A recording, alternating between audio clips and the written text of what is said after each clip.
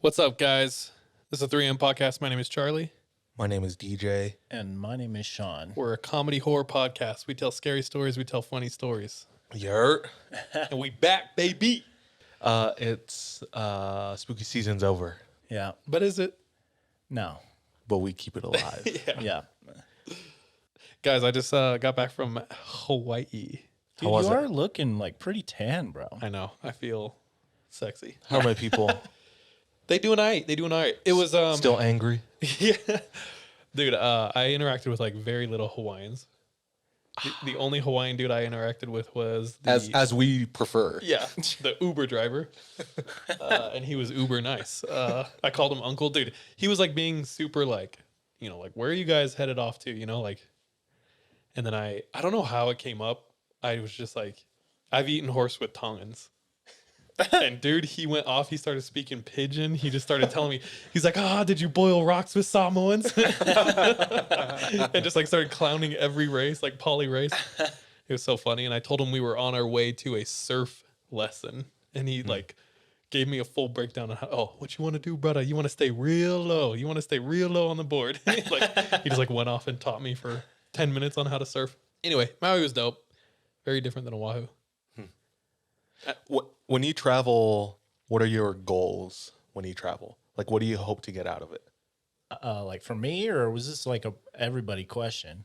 Because you just looked at me when you said it, and I was like, I don't know. There's just Okay. two of us. So Yeah, good food and adventures. Ooh. So we're talking outdoor adventures. I like city adventures too, like just walking the streets. Actually, when I did that in London, it was super dope because I came across like a couple of like random like markets. I was like, this is sick, and just went and taste tested like a ton of stuff along the market, a food crawl. Nice. if you will. How about you, Deej? Food is a big one. Food is the one, dog. Yeah, it's got to be top 3 for travel. I always want to make it a point to talk to a local and learn about them and the culture and like connect with people there. I don't know. Makes it feel purposeful. That's the instead main of just, like, reason why taking- Oahu and Maui felt so different. It's because I had a very different experience. In Oahu, we are straight local. DJ showing us the local spots. We're like literally driving in someone's van who like lives there. You know what I'm saying? In Maui, it was just like resort, pool, beach, which is like super nice. Which is what I called last time you were here.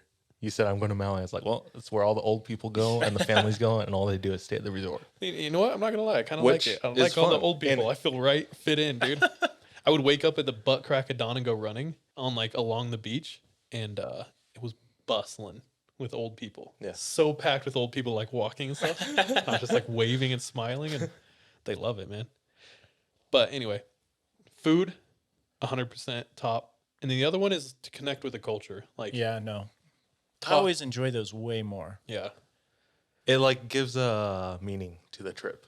I feel like. In addition, I would say for me is find something spooky, ooh, which also can relate to like cultural. Like I've definitely done some like cool tours around the area or like discovered things that I would not have known if I wasn't looking for spookiness. true. But yeah, try and find something locally spooky. I need to be better at that. Like, we need to start legitimately planning it into our trips. For instance, we're going to Denver this weekend. Yep, So, we should look for something spooky Yeah. tonight, dude. sorry. you Shut up. always No, shut the hell want up. to go to a lookout. Oh yeah, dude. yeah. I love just seeing where I'm at. If I can get like an overhead view of where I'm staying, like it's cool. Kind of see the big picture. Dude, ever since we did that one time with you Go ahead. in What? Denver, I've started doing that too. Like just trying to find a lookout somewhere. Yeah. And sometimes it's real complicated. Yeah. Like Minnesota was a little struggle. Yeah. But like normally Anywhere it's in the super sick. Midwest. Yeah. You stay You on have the to go top to of the a corn Rocky stalk Mountains and Yeah. to look over. Yeah. You just jump on someone's house.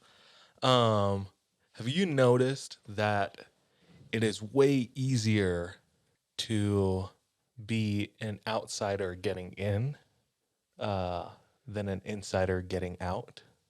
what do you mean? Of what? Elaborate. In any circle, social circle, cultural circle. So like it's easier to get into like a social circle versus like getting out of it. I'm an outsider. I moved to Utah full of white people, and I get me some white friends and I better my English and I dress white. And people are like, oh, yeah, we can, we can. You assimilated. Come on in. Yeah, we can vibe with this. You know, Okay. you're safe. Yeah. You know, instead of like doing it the opposite way. Does that make sense at all? I don't know, because it depends on your perspective, because like the opposite way is the opposite way. Does that make sense? No, Are you saying like if a white Utah kid went to Hawaii and just started speaking pidgin? no. I'm saying like, oh, okay. If Sean went to Hawaii Okay. and lived with my grandma Oh shit. in her little apartment, Getting abused verbally there, probably. if he acted like an insider, ate her food, cleaned the house, started learning about the culture, like easily will take you in. Yeah. Okay. Yeah, But what's the opposite to that? Because I'm not understanding. like I'm a white person and well, I mean, I'm not from Utah, but like me leaving, that would be pretty easy, I would say. Being in the inside as like still an outsider. That's the opposite. So if you went there and like didn't do that Oh, that's way more difficult, I would say. Like, to like be yourself, you almost have to like change who you are Like to appropriate to get to like the center of a social circle. You have to, the social lollipop. yeah. okay, I kind of see what you're saying though. Like going to another place, trying to stay the same way you are and not adopt the other cultural or like social norms, right? This might be a complete lack of culture on my part, because like if we're being honest, I think America is pretty culturally shallow for the most part. Like there's an argument there. That's not the argument I want to have. What I was saying is when I go places, I love like taking on their culture. Does that make sense? Same. So like that's why when I'm in Hawaii, I love like trying to be Hawaiian, trying to do the Hawaiian things, eat the Hawaiian things. That's what I was gonna say. The easiest thing for me to do to like be felt like I'm being taken in is be like, yo, bring me your weirdest food. I'm gonna try it. I want to eat all of the food. Yeah, learn the slang and try the weirdest food, and you'll just like be adopted in any culture. Like I came across so many different people in Australia, and like that's what you do is you just like connect and learn their culture. I don't know. Yeah. I love that stuff though. Is the U.S. a cultural hub? Yes and no. It's hard because No, how? Yes, how? Well, yes, in that there's so many different cultures that have come and just kind of made this their home. And no, is in that if it's not your culture, more often than not, it's like, nah, I'm gonna stay the same way I am, right? I think it's Not for everybody. Obviously, I don't want to generalize that, but I think it's all here. Everything is here. Everyone is here, but everyone is like spread out. yeah. And I think that there's also an aspect of Merca. I don't want to adopt anything that's not American. I don't know. I was have you seen the video of the assembly in the school, like elementary school in Pakistan? No. Where the kids are screaming. They're like, I love Pakistan. Yes. Yeah. And the teacher's like, abusing the wow, microphone. grape. I think nationalism is common in every country, especially Okay, yeah, third yeah. world countries. oh yeah, it's like they don't got anything else. But like, they can have pride. It's free. Jokes. Yeah. What are you going into that with? Like nationalism versus culture? Well, Sean was just talking about how they're like people here are just like America, which is true. Not But that- everybody. and not everybody. I'm not like that. I'm not like that. Am I mixing up culture and tradition? Because the reason I said America's culturally like shallow is because I feel like we don't have really a lot of long-standing tradition and things like that. We're like a fairly new country. Yeah, It's like only Yeah. 200 years. in my mind, you go to New Zealand, there's a really strong like cultural tradition, and you Yeah. know what I'm saying. Yeah. Where here, it's just like I don't know. Baseball. Thanksgiving, I think my parents Hot or like dogs. my great grandparents came over on a boat. Maybe I don't know. Mayflower. And then they crossed a plane. I think. Yeah, it was literally like your great grandpa who was like owning. Yeah, yeah. Dude, my family Slaves. tradition. No, not mine, dude. Maybe. Okay, maybe a little Maybe. Yeah. My But that family. was recent. 2 people ago. Yeah, 2 people ago. I don't know Crazy. about 2 people go for me, but go ahead. It's probably like 1 people ago for you. Like, yeah. What I was gonna say is my family like tried to start a tradition and like build a little bit of family culture. And what it was on like Christmas Eve, we went to everyone's favorite fast food, and everyone got their favorite meal. Bro, being the youngest, you went first, so your food was like dead cold when you got home because you were like 3 hours later and like every single line of every.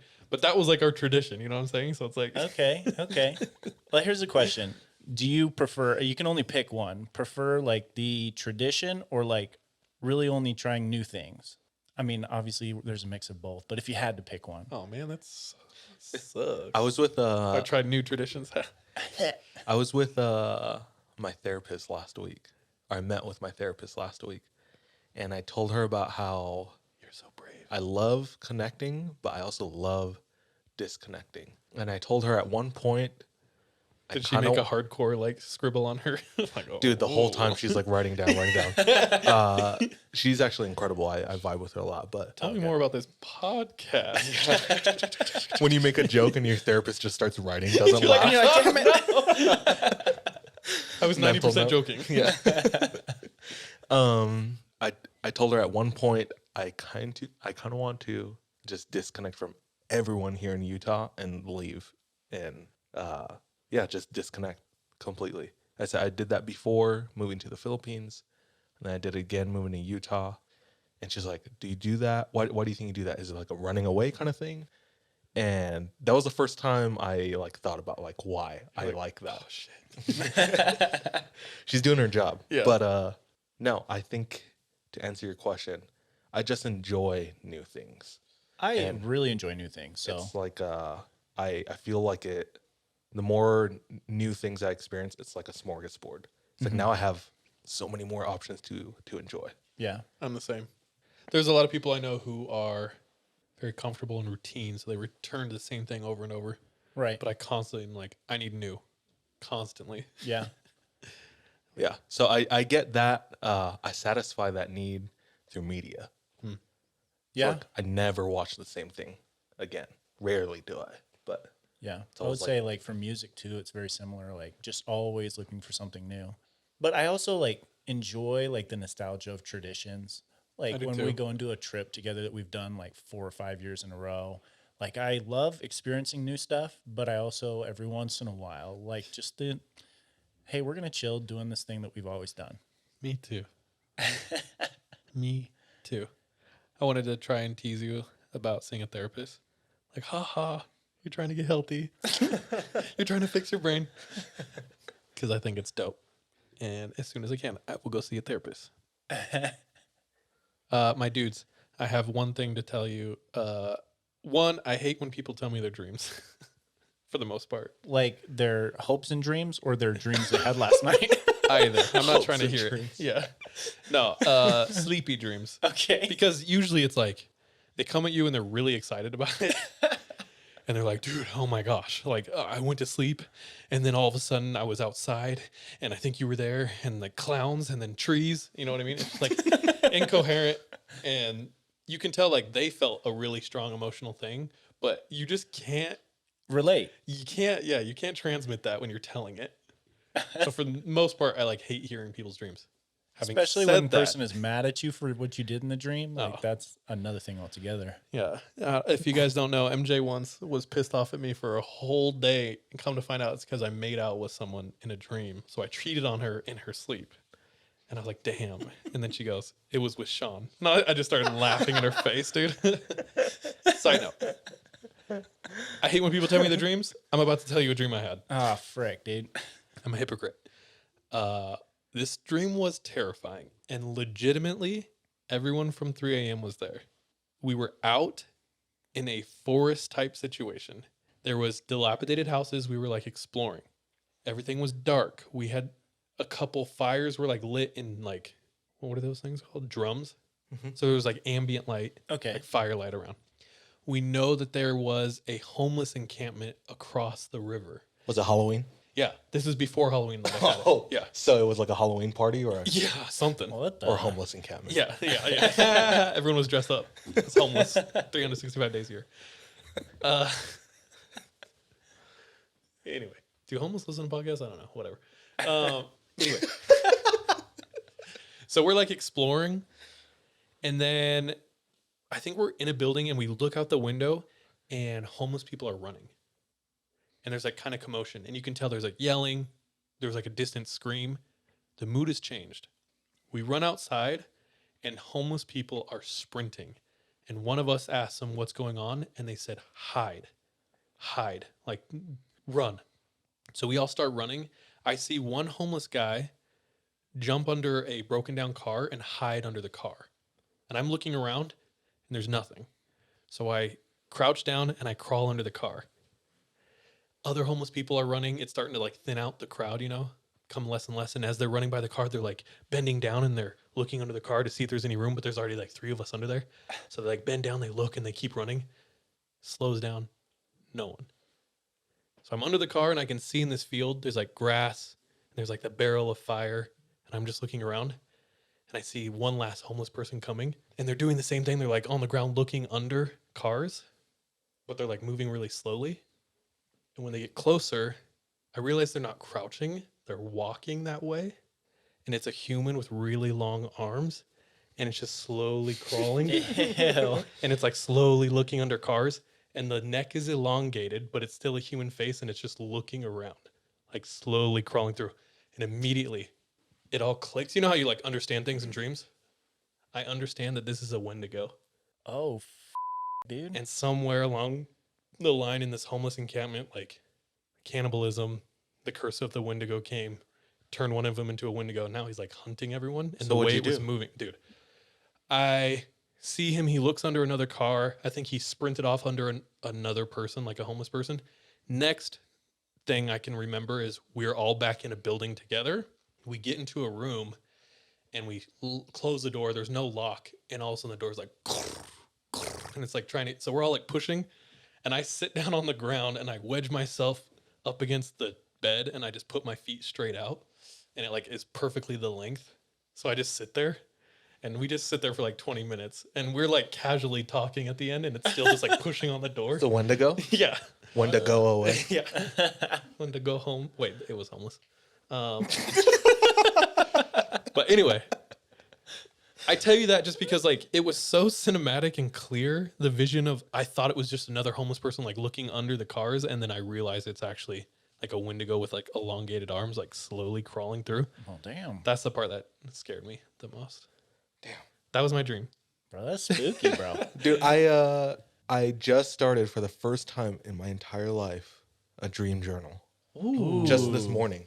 Oh, really? Because I woke up and it was still like pretty vivid. So I was like, hey Siri, start a dream journal now. Starting dream journal. Yeah, it's so damn loud. The light is blinding my Ew. face. And finally when I assimilate, we were in the woods making samurai armor and all this nonsense, dude. I haven't even read it since. That's so funny. I thought you like recorded yourself. That'd be so embarrassing to hear your sleepy ass tell a stupid dream. I was trying to do the speech to text, but yeah, I talked to 2 people within the last week, both of which, one of them is Miranda's sister. Miranda's in the building, and she has kept a dream journal written in it every day for like 5 or 6 years. Oh, And first of all, dreams who's every dreaming night? that consistently? Yeah. It's crazy. She was talking to me about it and how she like fully lucid dreams all the time. I was gonna say actually the practice of writing dreams down helps you, 1, dream more often, and 2, like have more lucid dreams. Yeah. So And she's, I don't think I can't remember on purpose, but she's like astral projected a couple of times. And then Isaac Lomley, who provided Oh, yeah, yeah. lights. Airglow, yeah, who provided the lights Did you want to say his first and last name? for our studio. Yeah. Okay. Same thing. I went to dinner with him the other night and we are talking about dreaming, and he was talking to me about how he like he said his lucid dreaming is exactly how like reality is. That's He's like, it's trippy. like I see every detail. Well, damn. Yeah, it's insane. Does He's, he like, also trying to do like teach me the how. text to speech, like dream journal, or does he like wake up and like got a pen and paper? Just wondering, like best practices here. I can't remember about his dream journaling, but it's been going on for a while, and he too had astral projected, but that wasn't on purpose either. Yikes. He said he left his body and he was looking at himself, sleeping where he was. And he said something was like in the room and it was like not good. So he said, I ran back into my body. Bro, running in your sleep sucks ass. You're all, and you like don't move. You know what I'm saying? That'd be stressful. Speaking of dreams, when you were a kid, what did you dream of becoming? Was there someone you looked up to or a Different type dream of job? dreams. I wanted to be a cryptozoologist for a really long time, and I was very embarrassed to tell people that. Dude, that's Why? what I tell people. I don't know. Like currently, Because it wasn't like It wasn't policeman, prestigious. Yeah. but now everyone doesn't want to. Now I don't care. Do kids now say they want to be policemen? Probably not. probably not. It's like, I want to do a really difficult job where everyone hates you and it's Yeah. still hard. And, yeah. You think they understand that? Yeah. Kids are pretty aware, bro. No, what did you guys want? Like I went to Plunge, the hot cold place where you like get in a sauna and then get into like the cold pool afterwards. It was on Tuesday, and they have like these cards that you can read off while you're in between sessions. The card I read off was, "What would be your ideal like dream job?" I was thinking about it, was like my ideal dream job would be replace Guy Fieri on diners, drive-ins, and dives. It's so crazy. There have been so many people who are like Guy Fieri type, and he's like the only successful one. It's true. He I like would have to change it around a little bit. He like but- opened the doors, said this is possible, but up until this point, only for me. You know what I mean? Yeah. Yeah. Dude, I've heard he's insanely nice. Oh, I bet, dude. Like, How's he getting to insanely every nice. single place that he goes to? Dude, just clout, bro. He's that clout king. But for real though, when I was a kid, I wanted to be a Ninja Turtle. Oh. I wanted to be the orange one, But then he just came out. Michelangelo. Yeah, because he was funny. Yeah. But then he just came out a turtle. Yeah, dude. No mutant. No ninja. Teenage turtle. Just teenage turtle. Teenage. Turtle. What about you? What about me? Like a mainlander. I had no idea what I wanted to be growing up. I really loved Derek Jeter. Baseball player. I looked up to Derek Jeter. What? I think it was. I had like his. Do you remember Fathead? Yeah. No. Fathead was like the company that made like wall stickers, Mm-hmm. like life-size wall decals and stickers. So I had a life-size Derek Jeter in my room, Oh my gosh. I hate that. and he's like swinging a bat, and I don't know why. Did I you like just- baseball? Yeah, I played baseball for a few Oh. years, and How am I not knowing this? because now I don't. Yeah. Anyway, he was like the best at the time, legend, and I think I just saw on TV. My cousin really loved Derek Jeter, and I really looked up to my cousin. There you go. But also, I remember seeing him on a TV, and every time there was always like a girl with a sign saying "Marry me, Derek." Oh, Like, the oh, real that's reason. tight. Yeah. So I'm sure like the combination of that. But Dude, I love that. That's hilarious. Derek Jeter. Hilarious. so far removed because sports and how interested I am and uninterested I am in sports now. Dude, I got the crap scared out of me in Hawaii. How? I legitimately, I don't think I can remember the last time I have screamed out of fear or terror. What? Like, do you guys remember the last time you've shrieked? Not. Yes. Really? Yeah. What was yours? Watching Hereditary. Oh, really? Yeah. When the mom is in the ceiling and she's like crawling across You the legit air. were like, Yeah, I like yelled and like grabbed onto Nolan. Like, held his arm. That was the last time I screamed, but before that I can't remember. Oh, I do actually remember. I was walking the streets in like South Provo one time. It was probably like 11 p.m. And this big black dog started running at me. I was like, oh, and then it got close to me. It was probably like 10 feet away. And I like picked up a rock and was going to throw it at it, and it like stopped and ran away. But I was like, did you actually scream? You just went, oh. well, that was my equivalent of screaming. That's what I'm saying. Like, usually an expletive is like my choice. Yeah. But this scared me so bad, I legitimately Like, screamed, shrieked. dude. Yeah, I shrieked. We're snorkeling. First of all, saw hella turtles, which I thought was rare at the beginning of the trip, but no. apparently it's just like mad common. No ninjas. No ninjas. No. So they're doing their job. Yeah. Bro, yeah. Saw mad turtles. Later, I was told it's illegal to get close to them, so I stayed. Classic tourist, dude. I stayed really far away from all of the turtles. You asshole. Stop murdering our I'll nature. show you later. Dude, the only one who was super preachy on the island about all that was a white girl who'd moved there like a year before from Idaho. And I was like, Get stop the fuck telling outta me here." about anything. I don't want to. Anyway, not the point. If you want to tell me about potatoes, feel free. Yeah. I'm snorkeling. We just seen a thingy. We're pretty far out there. Saw a turtle. And MJ, my wife's sister, Michelle, she's like talking and she looks over at me and she goes like this. And like super wide eyed and looks right behind me. Terror in her face. And she just goes and points right behind me. And I turn and I see this huge effing animal in the water. And I went, ah! Like I screamed. I screamed so loud. And the really big German dude who was snorkeling behind me just pops up out of the water and like looks up all scared because it was just a huge German guy snorkeling right behind me. And I scared the hell out of him too by screaming. I was super embarrassed. Everyone laughed, but I truly was like, had no idea what it was. Because you turn around and it was just like this big mass coming right at me. And I shrieked. I thought it was Jaws or a shark. It's the German Inquisition. Anyway. Yeah, that happened. That's spooky, dude. Truly scary. Do we have any hot takes? Hot take. I want to steal that from Flagrant. Get Okay. a hot take and defend it, whether you believe it or not. I was gonna say the trick with hot takes are you got to be able to defend it and then like tear it down. You know what I mean? Right, Yeah. right. So right, you right. like support it, but then you like also You got to turn it inside out and back around. hot take.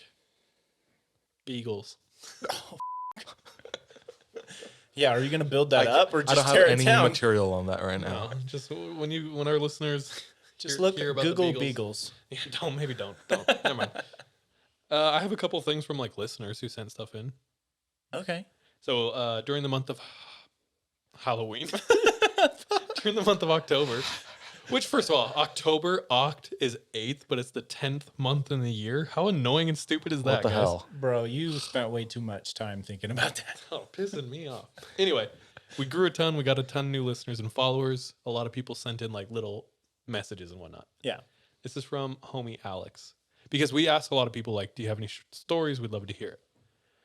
Alex, after we said, do you have a story? He goes, honestly, my life is pretty uneventful as far as paranormal stuff.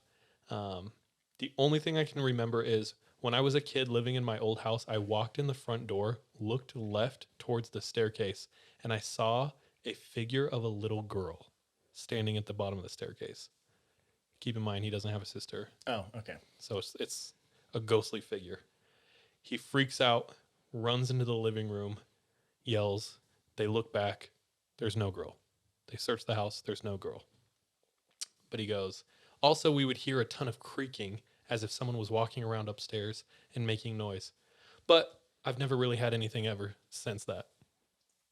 And I just Casual. thought it was mad funny. He's like, no, I haven't really had anything, but I did see a full-on ghost. I was like, what? I thought that was funny. Deej told me about this show on Netflix Yes. called Inside Job. Big yes. So good. It's incredible. I love it. Did you watch it? I started it. You weren't into it. The first episode's hard, but I'll give it a go. What about it? I don't know. It just seems like I don't know. I don't love the dad character. I don't love the daughter yet. There's no real character I like yet. So you're trying to connect to the character. I guess. Okay, okay. What about like the whole setup? It's interesting. I'm waiting to see like where it goes. I was gonna say the whole setup is what got me. It Like just- right off the bat, I was like, okay. It's just right up 3 a.m. This is Allie. Yeah. Conspiracy theories. Go and watch it. It's on Netflix. Very tinfoil hat, as Sean put it. Yeah. It hits every checkbox in the conspiracy book and deep state. But Dude, I'm excited. I want to give it a go because of the subject. I and your recommendation. I feel like it's gonna Well, and then Deej was Be like, good. it also came from the writers of Gravity Falls. And I was like, oh, Yeah, okay. huge. Yeah. Because I liked Gravity Falls. Another little thing from a listener who sent in. They said they swear on everything that's happened to them. At one point, they downloaded Randonautica. Oh, yeah. Random nodding? Yeah, the app. Yeah. And they did it. They talked to some people. They got freaked out, so they deleted it. Okay. Next day, they woke up, and it was back on their phone, like re-downloaded. And after that, freaked them out. They like re-deleted it, and they haven't seen it back yet since. But it just made me think. Yeah, I don't know. They sent that in, and I thought I would tell you guys. Me. Cut everything I said in the last 30 minutes. I was eating French fries, and I looked back, and they were all gone. Legit though. Dude, this is the biggest scary problem. That'd be happening. That always happens with like candy. Like I'll have a Snickers and I look down and it's gone, and I'm like, where the hell did that go? Logically, I know I ate it, but emotionally, I don't know I ate it. Miranda, you have anything? No. Charles has got me, so Here. he can What cover else? it. What else? DJ, do you feel a type of way when people say break a leg like before events? I wince a little bit. Yeah. You're like, oh no. Been there, done that. Look where it got me. But maybe that's why you're here. It's would you say that you have, I feel like Sean has an instinct of like fearlessness. When it comes down to it, you'll push through it. So cliff jumping, you don't wait and think. You just Oh, go. yeah. You just The do it. more you think about it, You the don't let it less catch likely up you are to to you. do it. Yeah. Tony Hawk was talking about this on a recent podcast where he knows skaters who are way more skilled, but then there are skaters who are like, Fearless. I'm going to put myself in danger more. So that's how I'm better than you, you know? Or maybe not I'm better than you, but that's how I'm going to achieve success. And like in competitions, they take these huge risks that everyone else doesn't want to. And they come out on top a lot of And that's what times. Tony was saying about himself. He was just talking about like that instinct. It's like you can't teach that to people. Yeah, I would say that. How do you acquire that yourself? Like you can learn it. Some people, it seems like they're born with it, where they can just have like that killer instinct and go for it.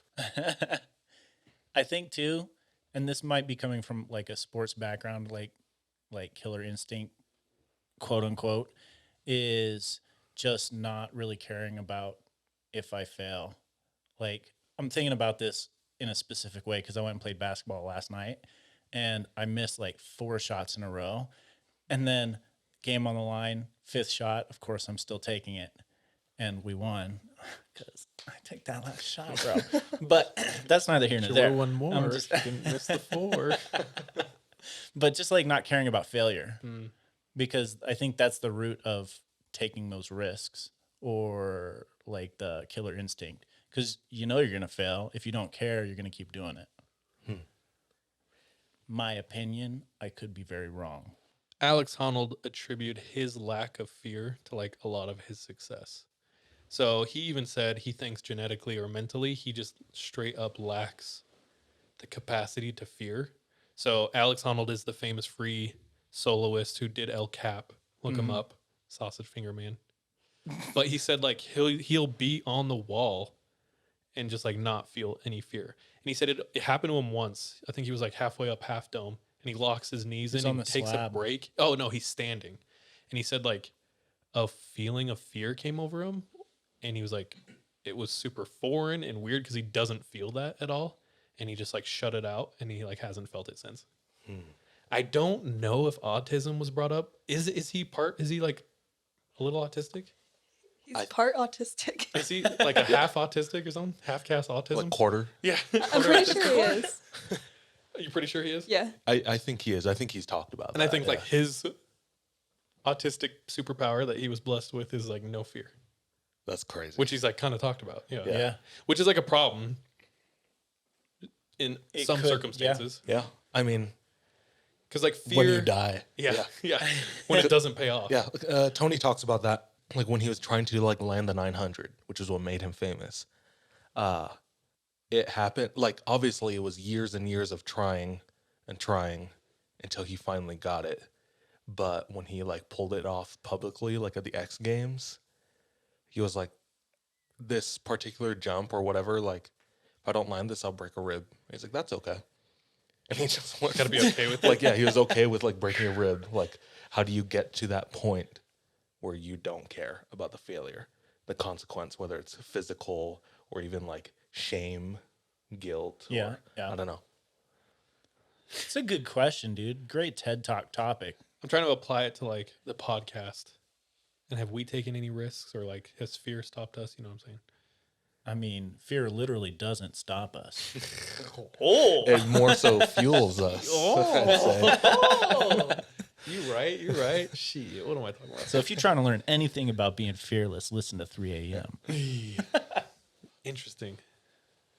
Neato, guys. Do you want to jump into stories? You want to keep chatting? Okay. All right, let's get ready to roll. In comedy, I think anything flies, but it has to be funny. Like that's the first thing. Yeah. It has to be funny, and then it has to be like punching up. I don't think so. I think you can punch down. You think you can punch down? Hell yeah. Should we talk about this? Sure. Okay. In comedy, there's a kind of Unwritten a widely an unwritten rule of you have like punching down is not okay. Meaning like if this is a tricky topic, and I think this is where a lot of people who are progressive and really inclusive reveal how kind of truly racist and classist they are. because I don't think of punching down because They're like, everybody's equal. As right? a white person, I couldn't make fun of a black person, and you're like, how is that punching down? Do you know what I'm saying? Right. It's like them admitting they think white people are elevated over black people or anything like that. I don't know. So there's a rule. People are like, yeah, you can't punch down. And I don't think that's necessarily true. Rogan talks about it, and I'm just going to steal his example, but there is a freak. I forgot his name. There's a really famous comedian whose one of his most famous bits was yelling at starving African people for starving, and they were like, why don't you just move to where the food is? And like clearly that's the biggest punch down ever, but it's like still funny and it still works. I think, well, it's like the irony that's funny, right? But he's still punching down. And if that's the rule, I don't think he's punching down because he doesn't actually mean it. yeah, but how often do comedians actually mean their joke? Because there's a lot of jokes that you don't actually mean. It's just like the funny thing to say, or it's a funny It's take. ironic because it's like not true, or like it's like, Yeah, that's the funny part. Yeah, I agree. Like most comedians don't, like it's the joke. You know? yeah. I think a lot of times with humor or like with stand-up comedy, especially, it's like the misdirect. So you like think they're gonna reach a certain conclusion, and they kind of like switch it up on you, and that's the funny thing. Yeah. You know what I'm saying? I don't know. I wouldn't think of that as punching down on What do you- starving Africans. So what do you think? Or like, is there an example you can think of like punching down that you think is like not the best? No, not at the I was going to moment. say, That's by fine. definition, punching down means you feel like you're better than someone else. Yeah, that's tricky. Which, bro, I lived in a place called Possum Trot. You had For 3 free. walls in your room. You could Literally live the anyone or dirtiest anything, of dog. floor, Three dude. walls? Is that a cave? Yeah, you had a shelter, dude. Bro, every time you guys make a joke about me, you're punching down. And it's hilarious. That's true. I am a So okay, was that punching down right there with him? yeah, I think so. No, wait, I don't know. Yeah, Whoa, because you think you're better than me, clearly bro? beneath us. Because I just called his house a cave. And you said 3 walls. Yeah, Okay. that's what I'm saying. Okay. And a lot of people are like, that's not okay. Like, you're not allowed to do that. And it's like, Why is it not okay? eat a penis. I don't know. And why is it okay? I'm like trying to argue both sides. I think it's because it goes into the bigger issue of victimhood. And it is very trendy, and it's very, I think, psychologically addictive to want to be a victim. And then if you can justify that you're a victim and see that in the world around you, everyone's a victim. It's just like, it gives you a lot of purpose and like justification for your shittiness. I do think a victim card, like people will pull a victim card when it's uncalled for and doesn't apply, and you're clearly not a victim. But I think there's always an argument for like the minority where like victimhood actually applies. So in that case, do we not say anything? Do we not make any jokes because of like the minority that exists? What do you think? I don't know, because even now I'm going through it in my mind, and I can see scenarios where it's not okay. So like, I don't know how to describe this, but let's say like there is a I don't know, dude. I don't know. You shake your head. You say no. I mean, that's also coming from literally, I get made fun of for everything. So I'm like, if I can get made fun of for everything, everybody can get made fun of for everything, and the way they take it is on them. But there Is that your only take on it, or do you have other ideas? What do you mean? Because like, yeah, that's my main, my underlying take of everyone's free game. I have a thought on that, but first, like, do you know? Have you ever heard of a minstrel show? A menstrual show. I'm 80% sure that's how you say it, but it's like back in the day, there was like comedy sketch shows that would make fun of like African American people, and it was like blackface, and you're dancing, and you're like, yes, ma'am, you know what I mean? Like that's where that all comes from. I'm pretty sure it's called a minstrel show. Can you look that up and be careful what you Google? We're sending in an expert over here.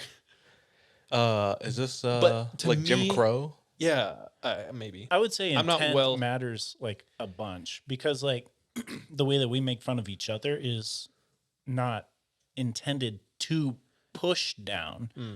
Like punching down versus pushing down, I think are different. That's kind of like the point I was making. Like I can see scenarios where I guess you could say it's punching down, but that's just like when the intention is shitty. Yeah. But there That's are where that would those come who from. like think words are violence. So in comedy shows, they think like anytime you make fun of anyone, like a woman or blah, blah, blah, it's like, or anyone, Asian, like anything, Yeah. the intention is bad. Like no matter how you say it. Does Yeah. that, you know what I'm saying? Yeah. I don't know. Miranda, It is a minstrel show. Congrats. is it minstrel or menstrual?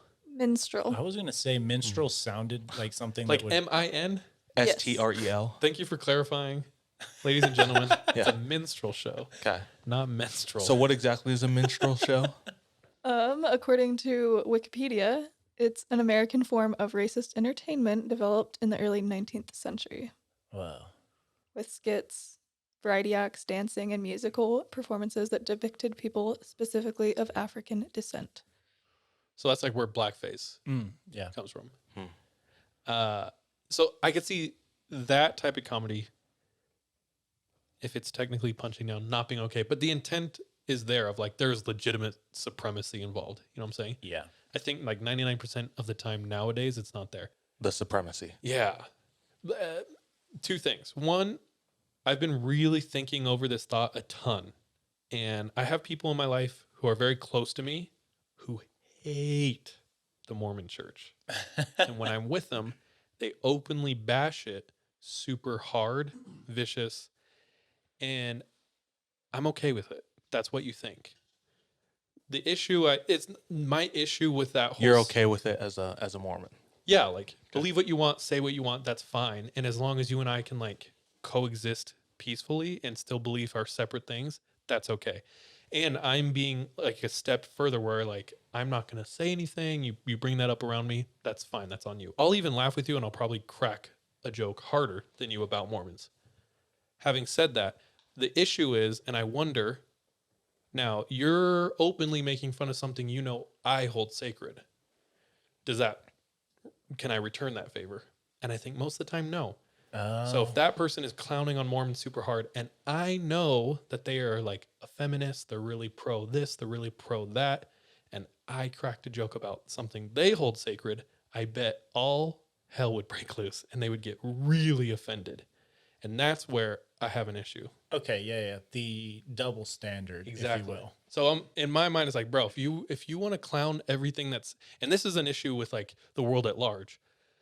It's like, you can't have these no-go zones if you have all these like free-go zones. So it's like Christians, Asians, like make fun of them as hard as you want, but all of a sudden you can't make fun of this. It's like, See, I find that it's extremely liberating to allow myself to be made fun of for everything. Yeah.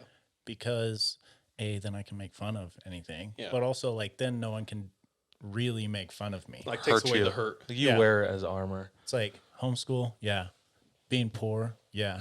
I don't care. It's like whatever. Well, I mean, we've talked about it before, but as a group of friends, we played a game called Psych, which basically yeah. turned us into trying to hurt and harm each other as hard as we could with words and saying the craziest thing about one another in a group of friends. And I Like think things that friends in our group like confided in me. Also, in. we should play that in Denver. Just I don't know.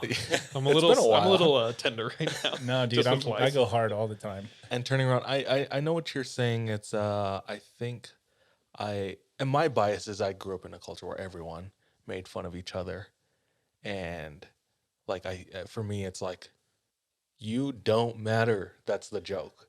But at the same time, neither do I. Like we're all in this like shitter together, you know. And in a sense, that kind of like for me, in my opinion, like that like elevates. Uh-huh.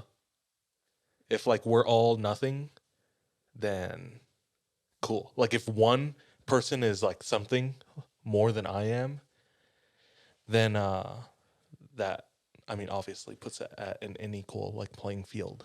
So it's to me it's like leveling everything out. Right. So I'm not saying that's right or wrong. But yeah, and I think it's kind of important to talk about as far as like the chemistry of this podcast. And as a listener, like we love the listeners and they mean the world to us. And literally we're here because of listeners, but they are sitting in on a conversation that's being held between like three best friends. You know what I'm saying? Mm-hmm. And so like within our friend group, sorry if this offends you, but it's super funny to us to like make fun of one another for things you're kind of not allowed to. You know what I'm saying? Right. Right. Because like, I don't know, I view it as like trust and like love. It's like I trust and love you enough and vice versa that you know I don't mean it. Or like I'm not trying to hurt you. It's just funny and we both can laugh at it. Right. And in a way it's like I'm showing you it doesn't mean anything to me that like That I can make fun of that. And I don't tie like that's a large part of your identity, but you're also not all that. I think of you as many other great things as well. It really breeds Dude, the let's just unconditional close. love. let's just close tonight. Skip the No. stories. We think about this a lot because all of us listen to a lot of comedy, and pretty much all of our favorite comedians are on the offensive, aggressively. They like talk about it how like comedy is under attack right now and it's like the last bastion of free speech. And there's a pretty big sentiment in the comedy world of like everyone needs to do everything they can to protect like the sanctity of comedy and stand-up comedy. Yeah. If you have time, I'd suggest like go watching Dave Chappelle's Mark Twain Award show on Netflix. It's so dope. Is that the one where he's in front of his house? Nah, well, That's The one special? where he was in front of his house though was so good. The one where he like did Oh. it. Yeah. In the midst of like all the shit going it's like down. 7:34. That's not or Mark something. Twain. No, Okay. no, he won the Mark Twain Award, and they brought like a ton of famous people to just like talk about the life of Dave Chappelle and like how he approaches comedy and things like that.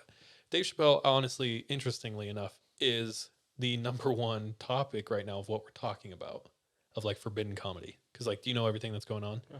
Like the trans community hates him because he's made jokes about them, even though go watch all the specials and draw your own conclusions.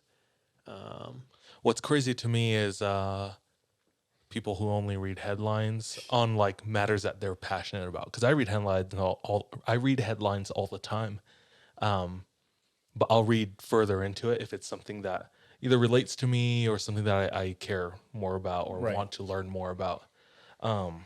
And I think that I think we're all headlines guilty of that. are way too general too. So like if someone says And Well, misleading. salacious. They're mad like they want to Yeah. take the hottest take, Yeah. even if it's entire misleading. community is against Dave Chappelle for making one joke. It's been like 5 years of trans jokes. But I'm saying that's the headline you would see though, right? Yes. At the same time, I think it's also dangerous to minimize people's experiences. Okay, yeah. Telling someone like I don't think you can tell anybody like you didn't experience that when they experienced it. whether like it's from their own perception or not. There's really but no right or wrong here. We don't know. but I literally heard both sides this week. Of what? Talked to somebody at work. And I was like, Dave Chappelle, do we like him or do we not? Interesting. And like someone was really heated for and against. And they said, I think we don't like him. And I said, why? He said, well, I just follow a lot of liberal media. I didn't watch the special, but from what I've read, we don't like Dave Chappelle. And it was like, what? That's crazy to me that you wouldn't read, like go to the source and then like figure out the opinion for yourself. Right. That's how I view it. Maybe that's incorrect, but that's how I view it. And then on the other side, there was a clip that went viral on Twitter and Reddit of this journalist interviewing this old man. He said, what's the most important thing to be voting for this election? And he said, oh, the most important thing to be voting for is like teaching like actual things in education, not like critical race theory. It's like, what about critical race theory don't you like? And the man says, I'm not going to get into specifics because I don't know too much. He's like, But I know I what, hate it. What do you know? He's like, I don't know. I just know I don't like it. And it's like on both sides, people are at fault for, I don't know, not going to the source. Right. Yeah. No, yeah, I've had people, because people know. First of all, Reed was like 6 feet away from Joe Rogan a couple weeks ago. Yeah, in Austin. Yeah, crazy. Literally my dream. Joe Rogan once talked about when he met someone super famous, he regretted it because the first thing he said to him was, "My girlfriend says you're my boyfriend," which is hilarious because that is the exact same thing I would say to Joe Rogan. Anyway, one person came up to me and they were like, "So why does Joe hate trans people?" Because they know, like, I listen to every Joe Rogan podcast, right? Mm-hmm. And I was like, "What are you talking about?" And they're like, "Well, like, I read this article and all the articles say he hates trans people." Have you listened to And I was it? like, "Did you listen to the episode?" They're like, "No." But in the article, it said he hates trans people. And I was like, "Okay, well." And I explained the situation. I'm not saying one thing or the other.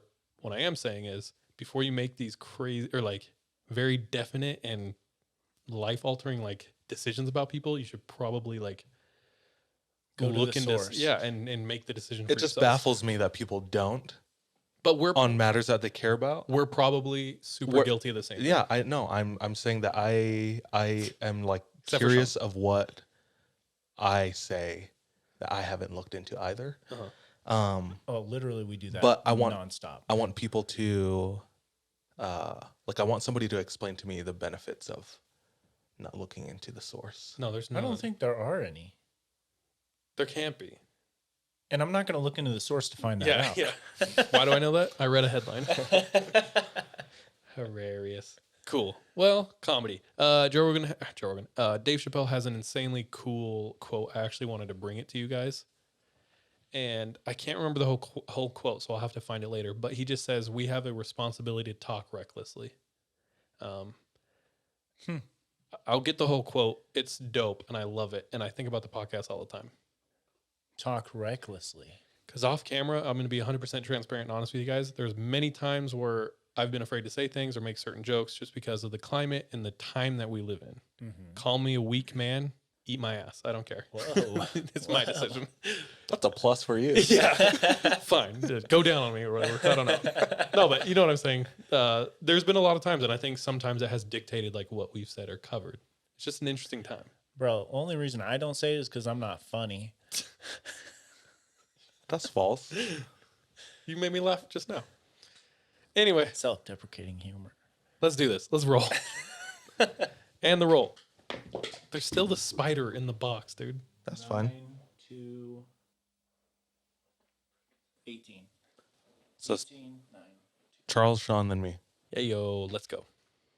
All right, guys. For me tonight, I have a story from a listener. Got sent in on Instagram, so shout out Vanny C. She sent this in. I think she's a new listener. Enjoys the pod. Listened to Alex's episode on El Salvador Mm-hmm. and said, I decided to send these in because I grew up in El Salvador. Oh, shoot. She lives here now, but she grew up in El Salvador, and her dad grew up in El Salvador. And she said recently in her life, she'd been kind of estranged from her father, I think, and was asking him about his life. And I think the question of, have you ever had anything paranormal happen to you? and her dad told her this story. So when her dad was a young kid, he lived in El Salvador. He lived way out in the country. He lived at his great-grandmother's house in the mountains of, she wrote and it looks like Alsace. Alsace. Alsace? Alsace? Alsace, the sauce. Anyway, she lives way out in the mountains in El Salvador. Okay. So think jungle, subtropical. He's 12 at the time. Lives out in the mountains, works in the city. It's like an over an hour walk. And he has to make this walk twice a day. So like many people who live out in the jungles of El Salvador, when he walks through the jungles, he carries a machete. Does this walk every day, works, walks home. Does this walk every day, works, walks home. When he's walking home every night, it's in the dark. And most nights, it's completely pitch black. There are no street lights. It's just the stars, the moon, and that's it. Mm-hmm. So he's become pretty accustomed to moving through the jungle at night alone. And he said a lot of people did this. That's why he had the machete, to either bushwhack or protect himself. He was ready to do so if the occasion rose, right? Mm-hmm. But he said it never was easy.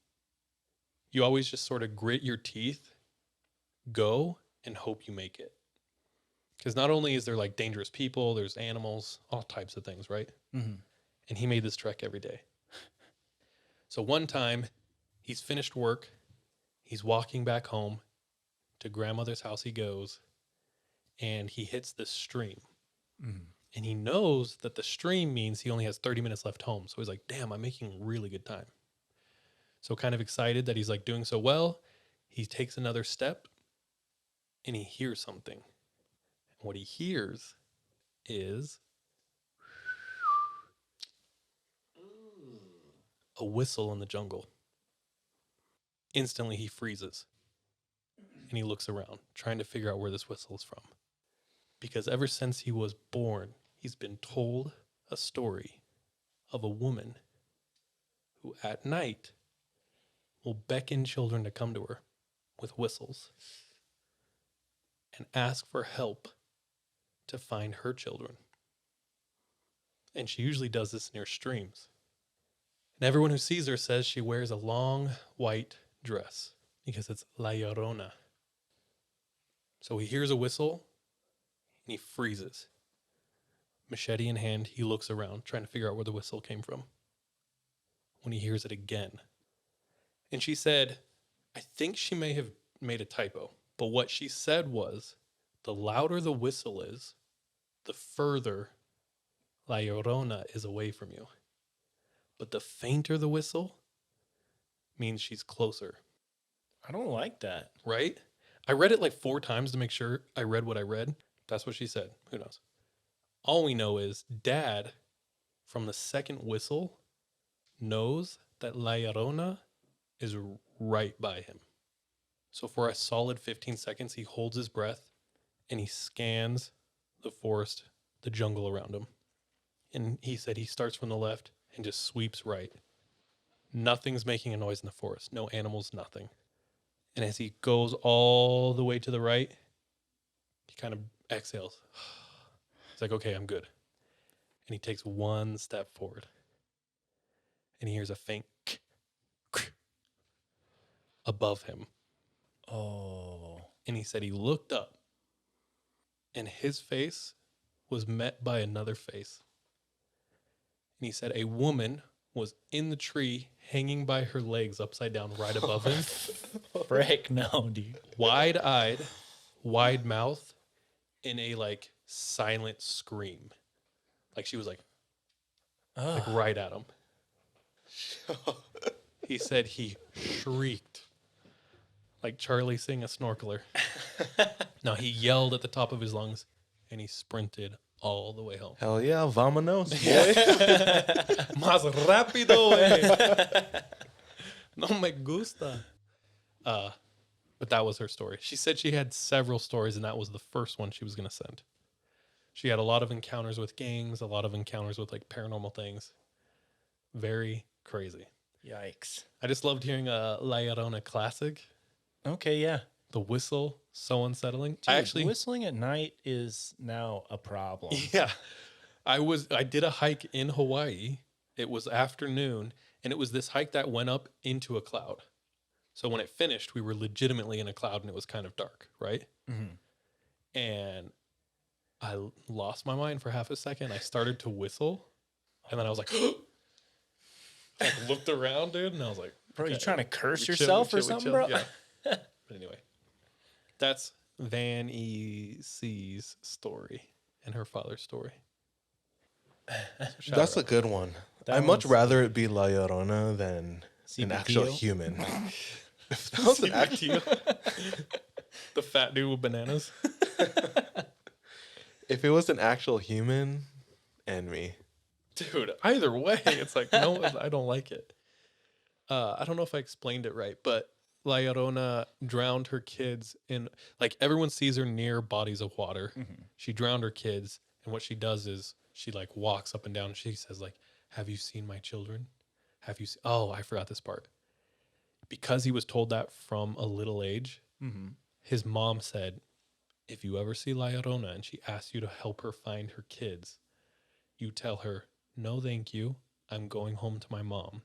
And you come home as fast as you can. Oh.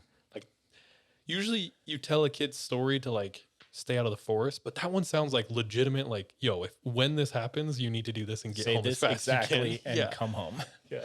stranger danger, Yeah. but stranger.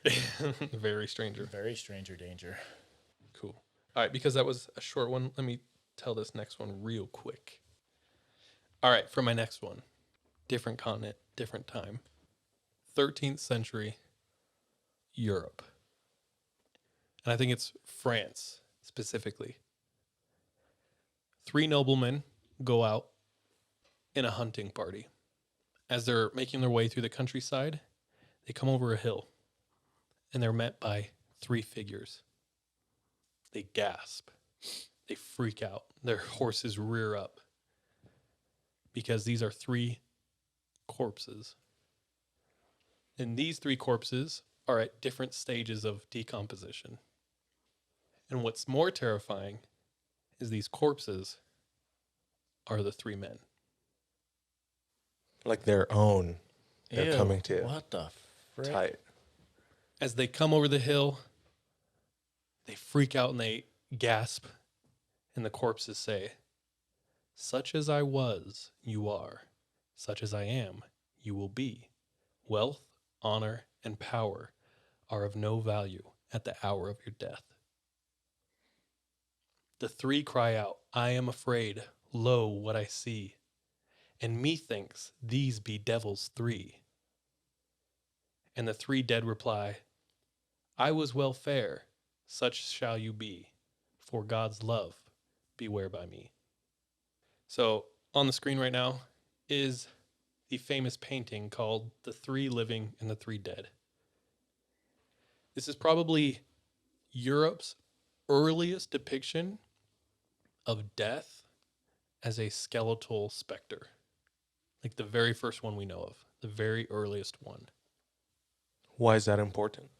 So when we recorded in the forest, I told a story about a coworker's friend having something follow him throughout his life in photographs.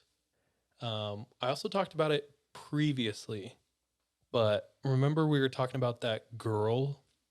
The ant got real sick in the trailer, and the girl refused to go in the hallway. Yeah. Then after the ant passed, the girl had no issue going in the hallway.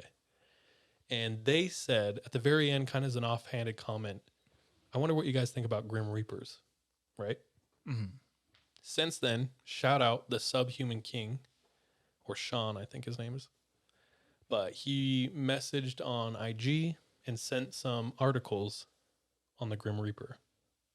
So I did some research. We're going to dive into the origins of the Grim Reaper as the bonus story today. So if you're not a patron, head over to patreon.com/3ampod. And for $2 a month, you will have access to this bonus story and the entire back catalog of all other bonus stories, as well as other things we post and whatnot, as well as support the pod, which is dope because we grow and we appreciate it. So For regular listeners and everyone alike, we'll be back in a minute. So, this is the beginning of the Grim Reaper, or maybe the earliest depiction of something that could be resemble the Grim Reaper in Europe. And we're back from a very grim Tale. story where you guys reaped the benefits. Anyway, who's next? I'm next. Go, Shawnee boy. Let's do this. Okay, I have a story from another listener. Actually, multiple listeners that submitted this story. So it's from Maddie and Kerrigan, who are both sisters. And they said they've been listening to the podcast for about a year plus. And I feel like I remember when they like initially followed the 3 a.m. pod, because I feel like they sent something back in the day too. But they're huge into like scary stories. They said that one story in particular, which was told to them by their dad, is one that whenever they get the chance, whenever someone says, anyone got a story, they're the first to speak up and be like, yo, we have a story. So they had their dad type up the story and send it to us, which I'm going to try not to read all of it, but like some of it I will, because it's straight from his mouth. And he says, he's told this story for decades now. It's the exact story when around the campfire, someone says, hey, what's your scary story? This is his go-to. And he says this story is 100% true. He witnessed it firsthand, and his mom can even corroborate a portion of the story with actual evidence. So he was about 15 or 16 years old, and his name is Mike. 15 or 16 years old. This is about 1967, 1968, sometime in around there. Growing up, the family was pretty involved in the local church, and he was a member of a group called the Royal Ambassadors, which was essentially the Baptist version of Scouts for the location. And this Prestigious, dog. sounds way cooler, Royal Ambassadors. Yeah. Okay, but anyways, this is in like South Carolina, and typically the age groups at the time were for boys from like 6th grade in and around that area to like, I'm assuming 9th grade. He doesn't say so here, but his age is about 15 or 16.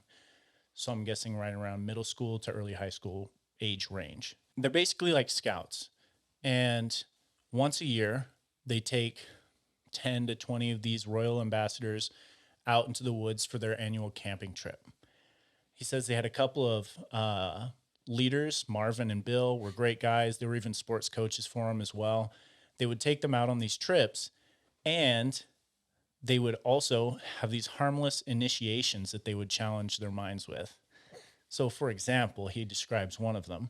Initiations to challenge their minds? Yes. Okay. That's what he says. Initiations to challenge our minds. DJ, you big sus or what? No, yeah. Yes. No, well, yeah. If somebody came to me and said, I have an initiation, and it's going Gonna to challenge your mind. Initiate me. That's what I say. So he describes one of them, though. They'll basically, at night, blindfold them and take them out to the dirt road near their campground. And they would stand inside this circle drawn in the dirt road. And they would leave them there blindfolded to just stand there. And then they would go out into the woods, and the people who were involved in this initiation would be screaming or making noises. And this is all after telling scary stories around the campfire and such. So That's pretty hardcore. it's pretty hardcore. Did this expand their minds? This challenged their minds. Oh, my bad. Yeah, challenged their minds. Even after being told stories of like glowing eyes out in the woods and stuff like that. But they're blindfolded, so they can't see the glowing eyes. They just have to assume they're there. They just stand in the circle and get yelled at? That's that what it what is? it sounds like. Okay. All right. Moving on. For a lot of years, the mentors of the organization would take the group of 10 to 20 kids out on these camping trips. And at the time, Mike is about 15 or 16, so this is going to be the last summer that he comes. And that's why I assume it goes up to like that 9th grade. So they'd already set up camp in the same traditional spot that they always go to, and it was off of this old dirt road in the middle of nowhere, South Carolina, just surrounded by deep woods, cornfields. You get the feeling. So the counselors had actually nicknamed this area Bull Run, and it stemmed from an old local legend where cars driving down this dirt road in the middle of the night would see the red eyes of bulls off in like the distance. And he says, like logically, it's probably other cars on the road ahead of them, and that's what the red is. That's what Mike says. But this was all adding to the local legend of the area of Bull Run. This particular year, after setting up camp, it finally started to get dark, triggering the campfire games and the stories. And this particular group of kids was mostly divided into two age groups.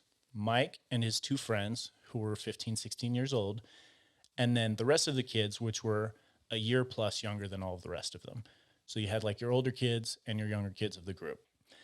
And the younger kids, this is kind of their first time, so they're always like coming up to Mike and his friends like, yo, what's next? What are we going to be doing tomorrow? You know, because they're the professional royal ambassadors. Seasoned. Yeah, oh. Yeah, exactly. So towards the end of the night, they're all sitting on logs and fallen trees, and they're positioned around this roaring campfire. And the glow of the fire was swallowed up in pitch darkness just outside of our circle. So it's that dark outside of the firelight. Both of the counselors have gone to bed, and it's all just the kids now, like telling scary stories and stuff. Now, one of the traditions was to venture away from the camp and walk down the dirt road at night.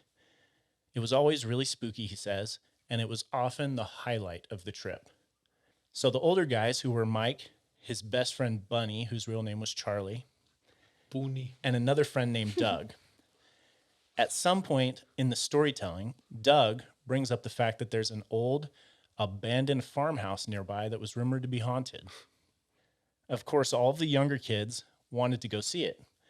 And Doug and Bunny and Mike are like, okay, you guys can go see it. We've done it before. We're not really going to go all the way down the road for this right now. So they give the directions to all the younger kids. All the younger kids take off down the road. And at that point, whether it was Doug or Bunny or Mike, they come up with this awesome idea.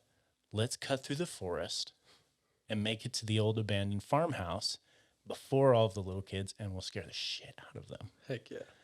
So they come up with this idea, and then they take off through the woods, running as fast as they can. Dude, that was scary. Yeah, that sent me. Booney. Doug. So they're running as fast as they can. Say that part again, though. I don't know. I might keep it in. Who knows? Yeah, we'll keep it in. They take off running through the woods as fast as they can so that they can get to the house before all of the other kids. Their plan is they're going to sneak inside the house, wait for the kids to get in, and once they get there, they're going to start screaming and being general terrors to the little kids. Now, they get to basically the backyard of this farmhouse, and it's this giant cornfield. And so they start going through the cornfield, and he notes that at this time it's so dark that regardless of them being hidden by the corn, they couldn't see anything. Like even them sneaking up on the house, the kids are not going to notice. So they all make it to this old farmhouse, and they come up to the front porch. It's this rickety old wooden porch, and they go up to the front door. Now, as he tried to open the front door, it wouldn't budge. It wasn't locked, like they could twist the handle, it just wouldn't open. So the three of them took turns just kind of trying to ram the door open to no avail, before gathering all three of them trying to do it at the same time, just like ramming the door to open it, nothing. So at this point, they're frustrated. They're like, okay, backup plan. We sneak around the side of the house, jump out at the younger kids when they get here. So they come down off of the porch, and as they do, creak, the front door falls open. Just straight out of a movie. This long creak as this front door just slowly opens. A little spooked, they're like, maybe we should still go with plan B? But they know the kids are going to get there any minute, and so they decide on split second, we're going in. So Mike, Doug, and Bunny head into the house, and it's your typical, like, perfect description of an actual haunted house. Like, there's no windows, just wooden slats for the windows. You walk in, and these warped floorboards through the hallway, some floorboards missing. And the layout of the house is one hallway with two side rooms. One side room is like a bedroom, one side room is like a kitchen, dining area situation. So they reluctantly step back into the house and they head down the hallway and into one of these rooms. And it's almost like going from dark into darker as they're leaving the outside where there's, I'm assuming, no moon because there's no real light outside, to now into the house where it's super dark.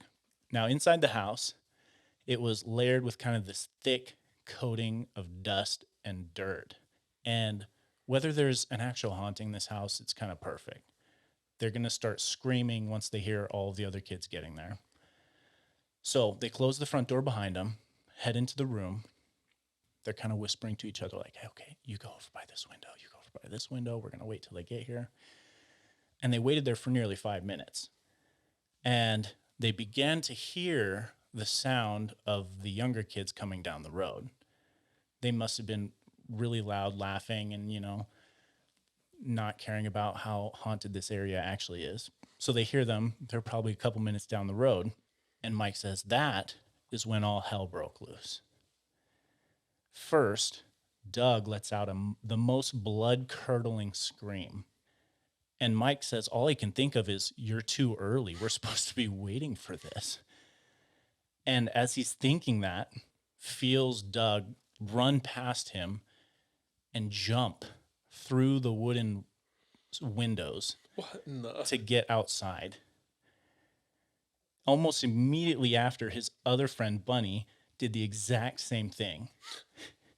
Running past him, hops through the window to, they don't know what was outside immediately out that window, but he noted the screaming was not the kind of screaming you would make to scare somebody. It was the screaming you would make when you're scared. Mm-hmm. And so Mike is trying to figure out what's going on. And this all happened within about 10 to 15 seconds at most. His mind is whirling and he's confused about what he just saw. And then he feels himself get pushed up against the wall by some unknown force. And as anyone would do, he starts trying to fight whatever it is. He starts kicking and swinging, and he's not getting a hold of anything. And then as he's backed up against the wall, something picks him up and lifts him a foot off of the ground, pressing him against this wall. And he's still just like swinging with his hands, and he's not meeting with anything. At one point, he says that he takes his right arm, trying to like break whatever was holding him up against the wall from his left armpit, because it had grabbed him by his two armpits. And there was just nothing there, but he could feel the pressure against his body. Now, a couple of seconds and this ended. It dropped him back onto the ground. And at this point, he does the same thing, jumping out the window to meet his two friends. Now, both Doug and Bunny and Mike were all hyperventilating, terrified about what had just happened. They're all like sharing what had happened to them at this point, trying to convince all of the younger kids that just now showed up that there was something in the house. Now, they were all convinced that they had made it up. Like, all the younger kids were convinced they had made it up. But regardless, they were all terrified, too terrified to come in the house. So they start heading back to the campground. And Doug and Bunny and Mike are all talking about it. And Doug and Bunny are like, I felt like something like walked past me and like brushed me. And so I freaked out and like ran outside the house because I knew that that was not you. And then Mike shares his experience, which was a little bit more terrifying than just being brushed up against by some entity. And as they got back to the campsite, they all sat down in their normal spots by the campfire, continuing just the kind of idle chatter and conversating about what had just happened to them. And as this is going on, Mike starts to notice that everyone is kind of looking at him weird. And he starts looking around the campfire, and everyone is looking at him, starting to give him like this weird look. And specifically, they're looking at his chest. And one of them points and's like, what's that? And he looks down at his shirt, and it's covered in blood. He's still freaking out, and he freaks out even more. And he like pulls up his shirt and sees 4 scratch marks across his chest diagonally. And he noted that like it wasn't super deep. Like it would be the equivalent of somebody like scratching just with their 4 fingers, but not super deep. But it had somehow bled into his shirt. So he freaks out, and the whole time all he can think of is how when he was pinned against the wall by whatever had lifted him up, nothing was actually there as he repeatedly kicked and swung at it with all his force.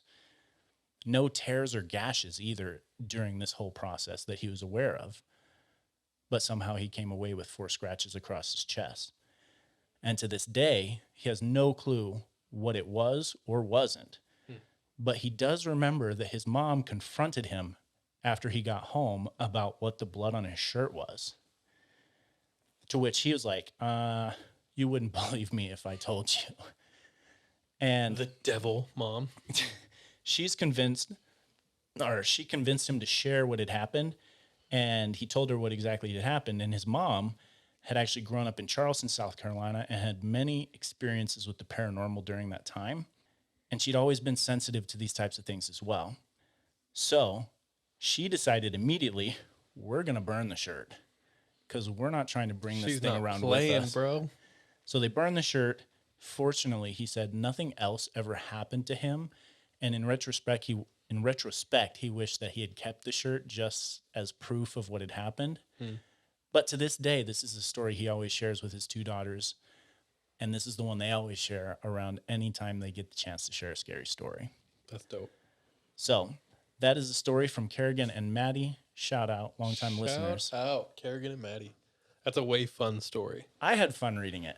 I was like, ooh, this is something we would totally do. That could easily become like the town classic. Do you know what I mean? Oh, yeah, like the urban legend. What do you think's more haunted? The South or the North? I'm going south. Me South. too. Anytime I hear about like hauntings and stuff in the South, I'm like, ooh. That's crazy. That's fun. I love that they started out trying to scare, but then they were the ones who were scared. Bro, I think about this frequently because I typically go about things trying to scare. Like the time I went out to the Pink House just to wait for everyone to get there and scare Jordan. Could have been you, bro. It could have been, dude, as I was in that house all by myself. But anyways, that is kind of fun that it started out and they played themselves. Yeah. Booney. His real name was Charlie, though. So Hey, yo. Call me Booney. Booney. Call me Good Booney. That was way fun. Thanks for sending that in. Yeah. Thanks for sharing. Thank you. That was a good one. And that's me for tonight. All right, boys. Let's go. Okay. This story comes from a listener, a recent listener, or a listener who's recently found us. And it's funny. She's left her name anonymous, but she like ousted her friends and like named all of them. But that might Stop just be them if you want. Yeah, that just might be an alias.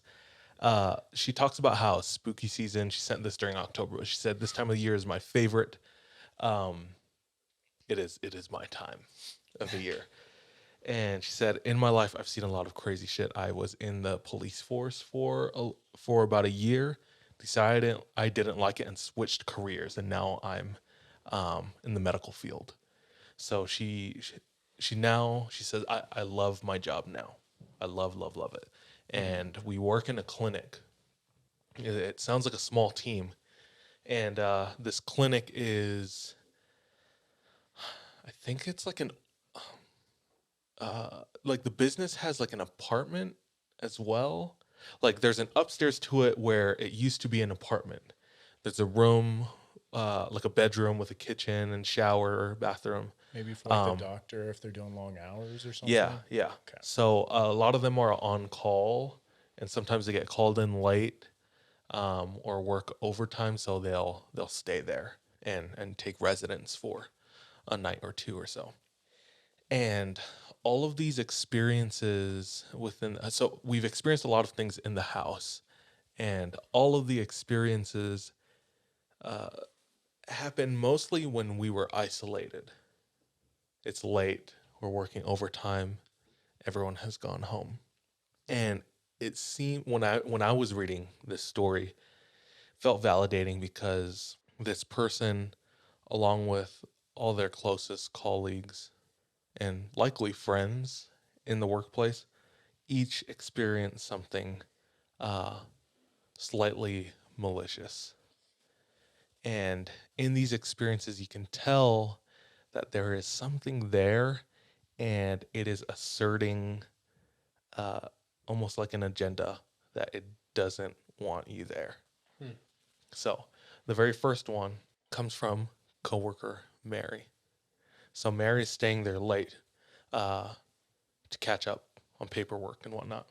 And it's not necessarily late in the day, it's about 5 p.m., but everyone's gone. She's the only one there. Mm-hmm.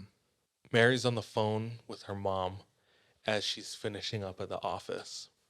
And her mom also hears everything on the line that's going on. And what's going on is she hears a loud slam, and it's coming from the operating room. This clinic used to be in OBGYN, and I think they currently still work with mothers, I think. I'm not sure. But Mary hears a loud slam, and it's coming from the operating room. So she heads over, and the operating room is pitch black. There's no windows. It's dark, and as she's peering in through like the door window, she can't see anything. And while she's looking inside, slam! She hears it again. She decides, not for me, packs up her stuff, dips. Smart. And that was the first instance that they had experienced, or at least that was written in this story. The next one is Angela. So Angela is their appointment coordinator, and she frequently stays at the office late for administrative work. Angela is the only one in the office in this instance, and she's standing at the fax machine working with some paper when her back is facing the office door, and she feels something behind her. And Angela freezes because something sounds in her ear, and it's a long, loud sigh right behind her. She turns around, nothing's there. She said it was like someone was standing directly behind me and was ready for me to leave. That passive aggressive ghost, Yeah, dude. yeah. Hurry up with the facts. She grabs her stuff and leaves. Next, Jessica. She's like the assistant to one of the surgeons there. So she's getting down and dirty. She's front and center with these operations. And one night they get called in late for like an impromptu operation. So they're there, stat. And they're working late into the night, and they finish, and they're starting to clean up. So she goes into the office by herself to do some paperwork. She hears a tapping sound. She stops, and she's listening more intently, and the tapping starts up again. She realizes that it's somebody tapping their finger like on a desk. And she looks at the office desk at where the sound is coming from, and no one's there. And the tapping is increasing in speed. And she says it felt like somebody was impatient and didn't want me to be there and wanted me to leave. As she's listening to the tapping, Jessica picks up her phone, punches in the numbers to her fiance, puts the phone to her ear, and she hears a roar of static, and the call immediately drops. She tries to call her fiance again, but then her phone is rendered useless. It's not functioning. So she feels like whatever happened, like bricked her phone. So at that point, she It's just rude. heeds the warning of the tapping and, like the others, grabs her stuff and leaves. And then there were two. It's also the impatient ghost, dude. It's like, geez. I wonder what really goes on when everyone goes home. Yeah, he's like, let's go. So one part about this house is when you go upstairs and there's the room and the kind of living area, if you're staying there late, is there are these doors that go up to the attic. And up there, they're like rafters. And there's sections where there's boards that you can walk on. And in those sections, they store random things, Christmas decorations, other office supplies. And there's parts of the attic that have no boards and you can't walk on unless you're walking on like the beams. Oh, okay. Yeah. So the listener who submitted these stories is sharing everybody's experience. The last one is her experience. She says, "This is my story." So this happened in October of 2019, she said. And we had normal hours at that time because it was before COVID. And she said, "I remember it was getting dark." She said, I was talking to a patient on the phone and I was jotting down notes from our conversation. This patient was going to come in tomorrow and I needed to leave this note for the nurse practitioners who were going to be working with them the next day. So I end the phone call and I take this Post-it note and I'm walking down to the room or the office where the nurse would be so they could have this information to review.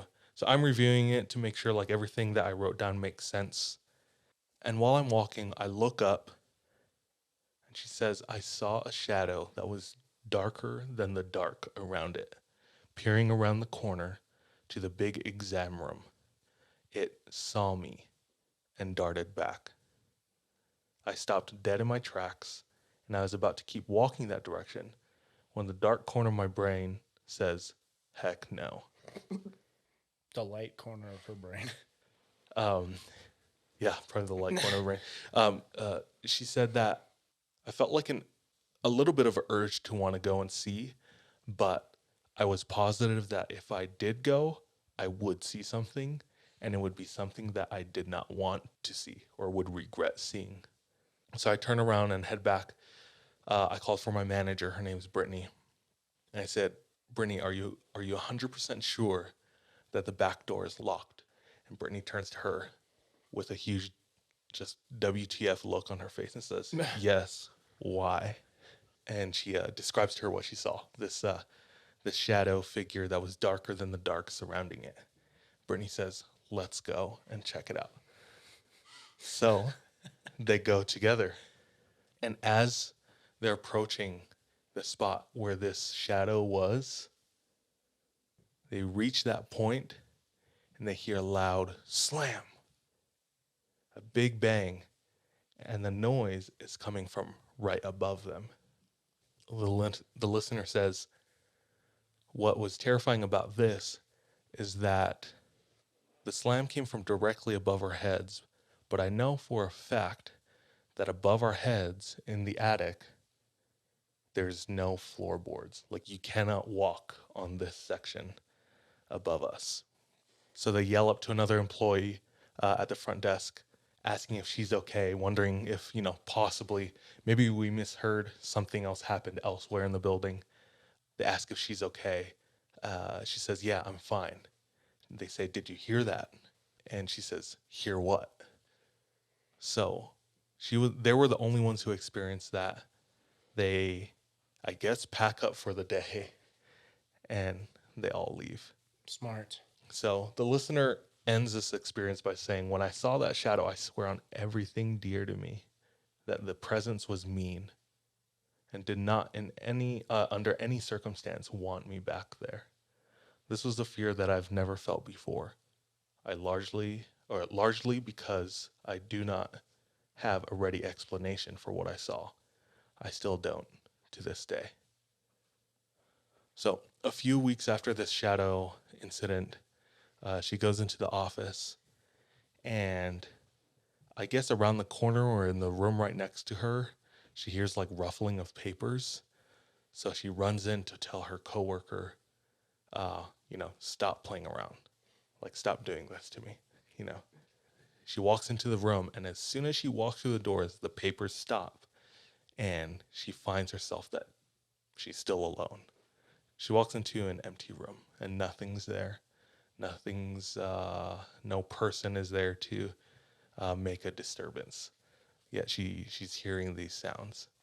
She ends her submission talking about how she thinks that this veil between our world and like some spiritual plane, she thinks that it thins for certain people and at certain times of the year. And she thinks October is a time where the veil thins and things start to leak through or peer through the veil when it previously shouldn't or couldn't.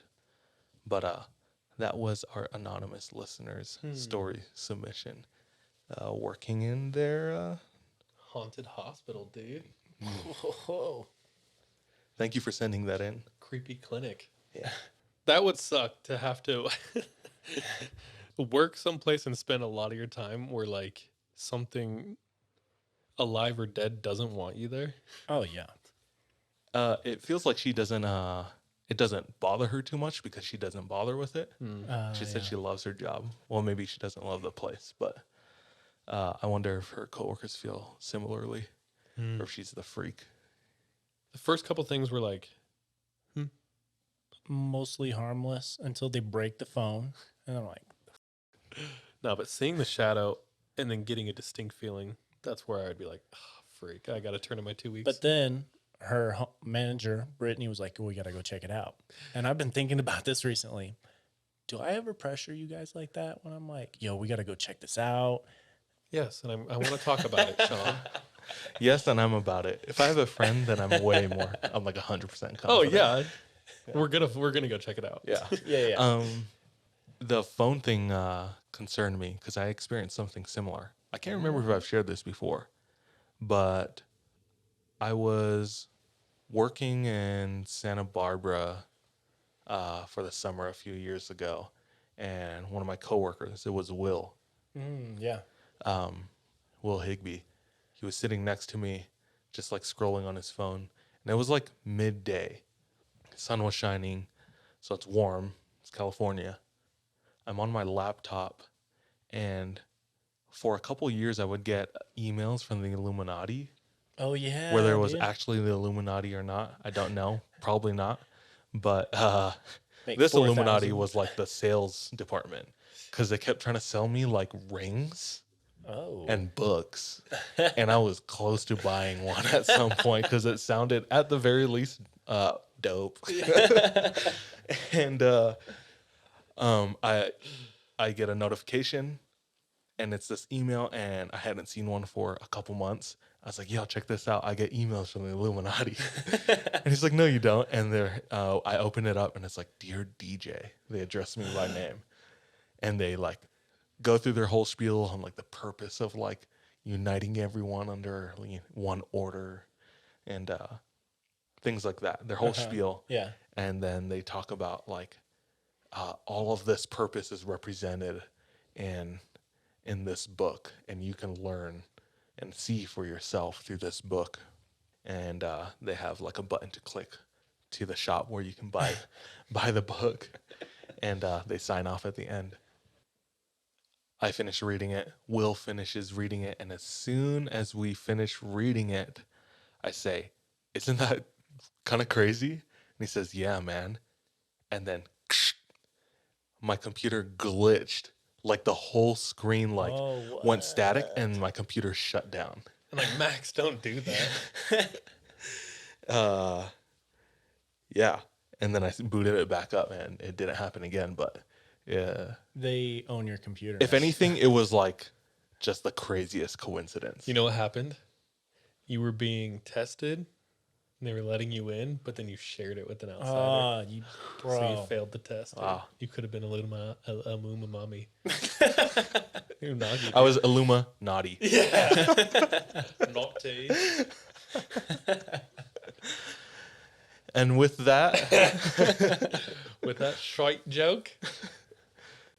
we close. Yeah, let's do it. That was a fun up. Thanks everyone. It's I was excited to come back with everyone in studio. Yeah. Everyone's been gone. So yeah. We love y'all. Trust your gut and watch your back. Bye, love, be safe. Be careful out there. Goodbye. See ya.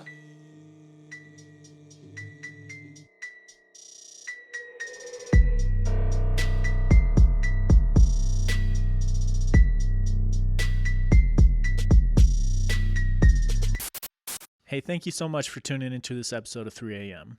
If you want to support us, visit our Patreon where patrons have access to exclusive content. If you're not able to support us monetarily, don't worry.